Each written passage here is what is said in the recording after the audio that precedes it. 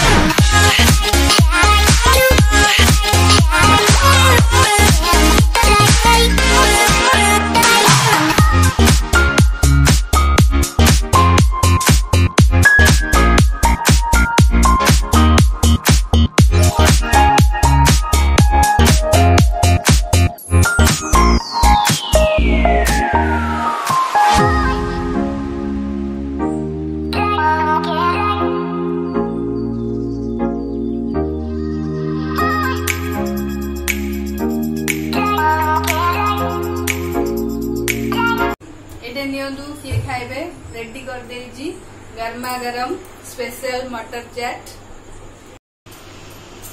बे next plate कहार ये दी भौणी कर ईशा और आयसार गाजर काकुड़ी दरकार किंतु ईशार दरकार नहीं गाजर। नानी आज पूरा मार्केट परिका चाट बनाउछंती बहुत ही स्पेशल चाट आज की खाइबो जल्दी आसंतु।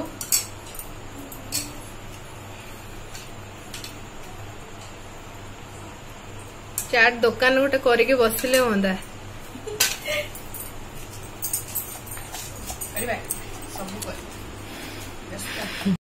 गुड्र लंका बहुत पकईदेवी से खाइब।